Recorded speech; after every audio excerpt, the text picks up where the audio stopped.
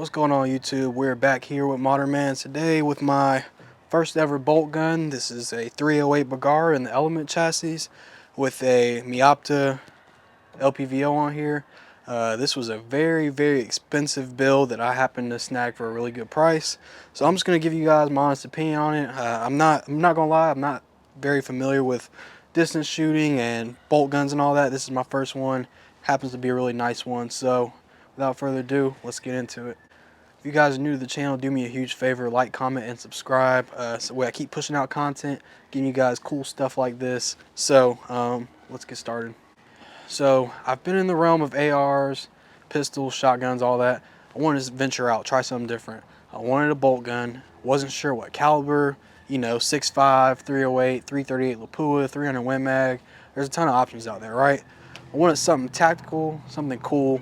I like cool looking stuff, so this came into the store one day, and it was a trade-in. Had to swoop it up. It had a cherry bomb on the muzzle instead of a dead air muzzle brake, so I threw that on there so I could suppress it, and it actually looks pretty cool with the can on there. This is a 308 BERGARA, drop down the Element chassis that takes Magpul mags. Got 10 rounds plus one in the chamber, and you can also this also features the Arca rail, which is something that is kind of new to me as well. But basically, there's a knob on here that allows you to slide this bipod wherever you want. You can put a sandbag underneath there. You can put a couple other attachments, so it's pretty cool. You got M-lock here on the side.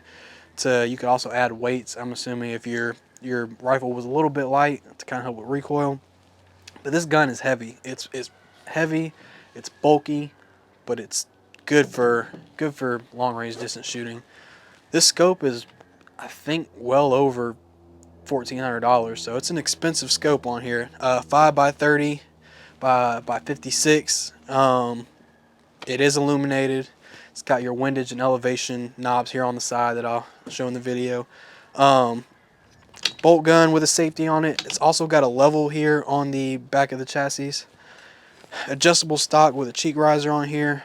Pretty nice pad here on the back of the stock, so it's very cushiony. I love the grip here to get your hand on here on the bottom of the rifle. It's very bulky and firm. Feels really good in the hand. Safety on your right side. Sub 1 pound trigger. So when I got it, I was like, yeah, it's cool. That's a really light trigger. But as I was thinking, that might be too light for shooting, competition or distance, because the slightest pull, you accidentally make a jerk move, that gun is going off. So I could see that being a little bit of a problem, but I assume once I get training with it and try it out, get used to it, won't be that big of an issue. 16-inch barrel, my fault, 18-inch barrel. Would have preferred something a little bit longer to stretch out with 308.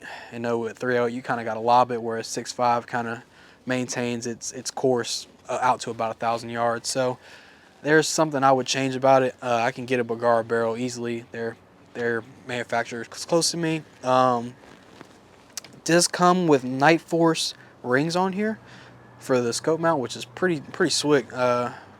It does come with Night Force scope mounts on here, so that's pretty sweet. This is a gun that you would picture some CIA operator carrying around, or some military contract sniper on top of the roof with. It's a crazy build, and it looks pretty badass to me. I love the way the guy set this up. Didn't really have to change anything except for the muzzle brake, and that's pretty much done the job for me. We're taking it out to an outdoor range. Probably get out to about 100. And then we'll take it out to another outdoor range, and we'll be able to stretch it out, maybe out to 1,000. We'll see how it performs. But from what I've shot so far of it, it's had pretty consistent tight groupings. At 100, I'm right inside of a nickel probably. So it's pretty reliable as to that point. The scope is amazing, super crystal clear glass, and I'm actually gonna pick it up and let you guys get a better look at it.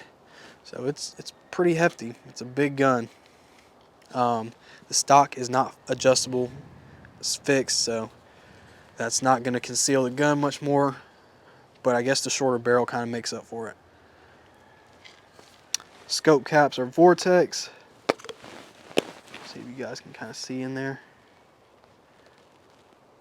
I doubt it's going to show up, but still very awesome, robust build. The guy knew what he was doing, had a good taste in firearms, and surely, you know, I do, so I picked it up. Barrel is free floating, so that's also a pretty good feature about it.